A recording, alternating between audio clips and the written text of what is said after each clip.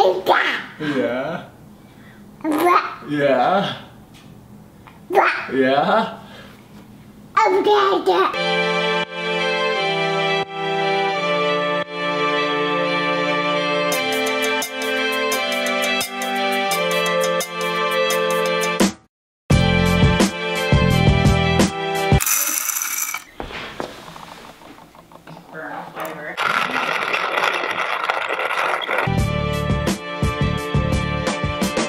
It has begun. Check out this latest development we have around here with our baby that turns 11 months old today. Oh, look what we discovered. Hey, where are you going? Hey, I don't know if that's the smartest thing. Yeah. You don't know how to get down. Alright, I hope you get down okay. I'm gonna go check the coffee. Just kidding, that was a joke. Hey, where are you going though? You can't keep on going. Why don't you come back downstairs with us? Come on! No, everyone's down here. How do you feel right now? I can't believe this already. Okay, so I just showed him this is a no-no. Hey, listen, we just learned this. This is a no-no. Because we have like knives and fragile dishes and stuff, and I don't want him like breaking stuff or cutting himself. He totally knows. He like goes up there and then he like reaches and then he like pulls his hand back. Just close the dishwasher. Well, we could do that, but actually one is it doesn't really fit our lifestyle, like we leave it open a lot. Two is it takes away from the learning opportunity. He's got to learn no sometime in his life. What are you doing over there now? I've been a little bit discouraged about how this Tim Keller video has been doing that I made. I can't even tell you how much it cost because I had this other company make it, but as of going to bed last night, it had like 400 views.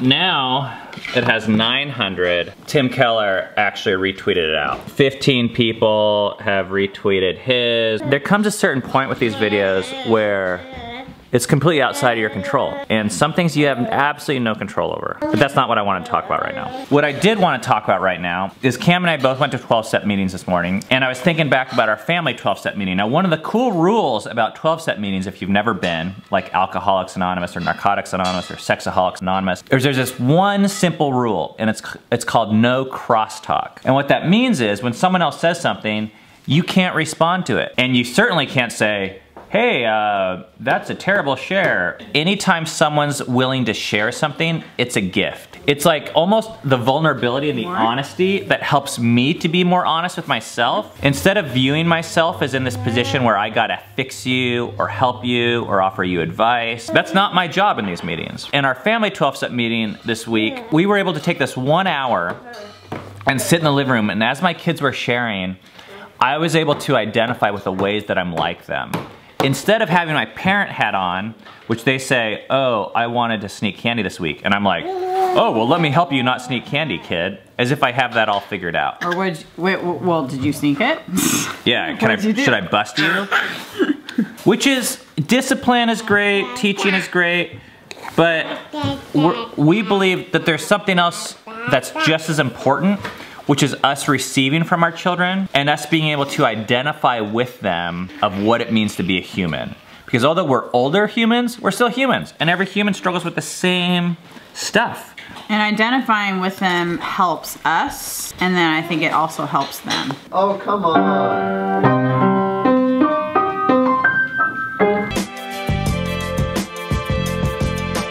If you're thinking 4 beats, you're going 1, 2, blah, blah, 1, 2, blah, blah, 1. Silence, sister, please. So our mom says, "Besedo." We just finished our Hebrew lesson. I did pretty okay today, I think. I know it has been a little while, but it is time for Q&A. 7, 6, 5, 4, 3, 2, 1. You'll never have the sacred stone. Oh, this you crazy mother.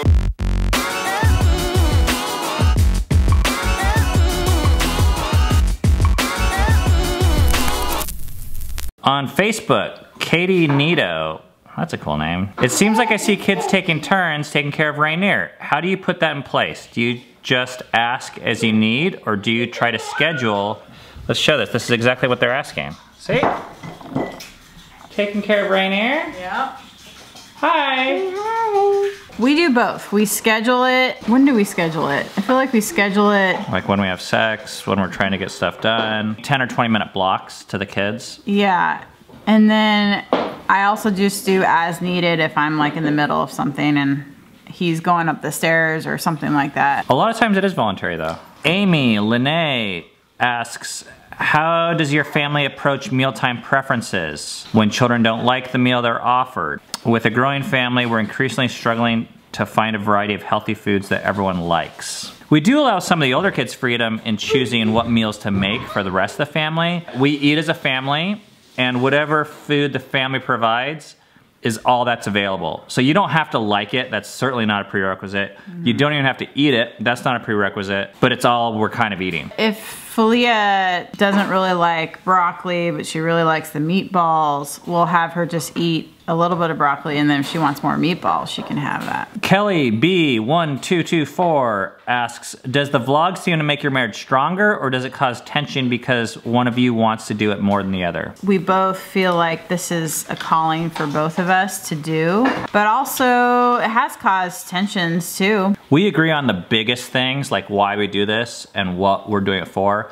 But when it comes to like the day in, day out, like, hey, let's film today, or hey, maybe we should say that a little bit differently, sometimes it's hard because we see the world really differently, which I think is what makes the vlog better and more diverse. Sarah Bog, you asked 2 questions, limit 1 per person per week.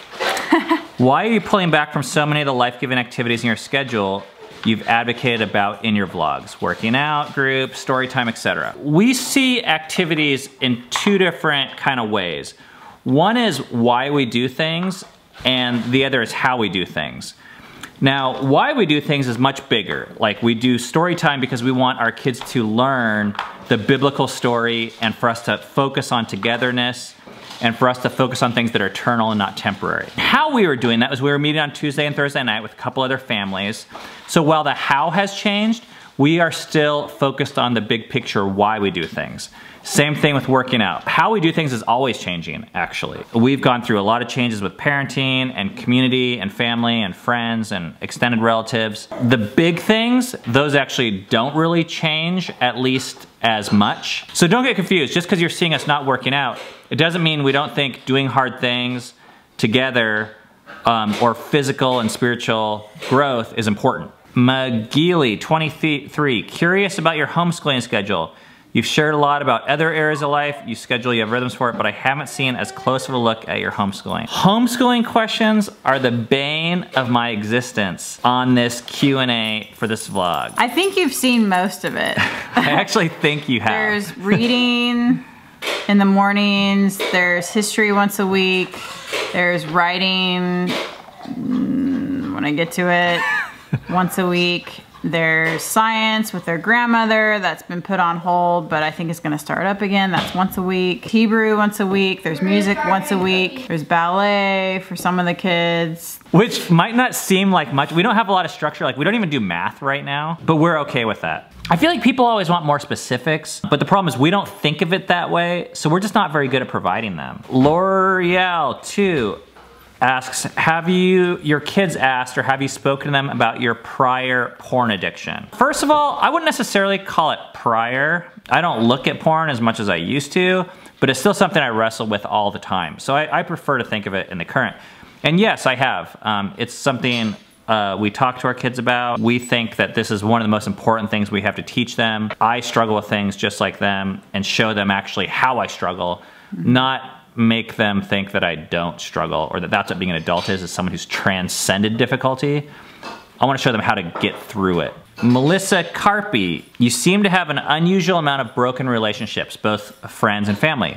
Why do you think that is? Unusual amounts. I'm not sure if it's an unusual amount, but I think we're pretty honest about the amount, I suppose. We've lived life with a lot of people. And when I say live life, I mean like live, not just like see them once or twice a week, but You like have meals together, inevitably. Like we've had like 15 people live in our house since we've been married. The more you do that, the more messy relationships get. I'm a pretty polarizing character, and I think we live a pretty personality. polarizing life.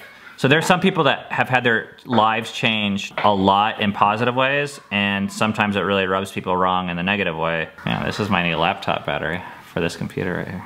And then a lot of our broken relationships are family, and I think that's common. I don't think that's unusual in our... Well, and it's actually the same way. I mean, we have some family members that we don't talk to hardly at all, and then we have other family members that live in our backyard and live 2 doors down, moving from across the country. So in some ways we're further from some people, and then we're way closer than almost anyone else I know. I mean, we spend 7 days a week with my parents. I don't think we're content with just patching up relationships on the outside. Like, we really want relationships to be healed from the inside out. There's a lot of brokenness on the inside that people don't show. We're okay with it looking broken on the outside. I actually wonder your same question all the time too, though. For a long time I just thought I was more of an ass. I think that's also true, but I don't think that's the only reason. Kelsiana asks, have your kids always shared rooms? Yes. Have you seen this strengthen their relationship? I don't know, even them like sleeping in the same bed together, that has bonded them, and yeah, I think so. Everything in our culture is screaming for us to have our own space, even though we've had enough money to be able to afford like more space or more rooms or more individuality. We think those things aren't an accident. I don't know, some of those things are actually beneficial. So Dove and Eden, our 2 teenage daughters, have their own room, and then the other 3 younger kids have their own room. And I've seen the other girls do this too. But Seven, who's a boy, he's 12, wants to sleep on the floor of Dove and Eden, who are 15 and 14 girls' room a lot. And I think, I'm like, that's cool that he wants to do that. And he's homeless. They have fun at night, like hanging out. Anyways, we thought it was cute. We have to go out on our date night now, and we're leaving to try and connect and have fun and have some romance. Yes. Yeah. Okay, let's put on Yummy, this bed. yummies. We're having kimbap with it. Who made dinner? Oh, you making dinner, Eden? No. All right, we'll see you guys later. Bye.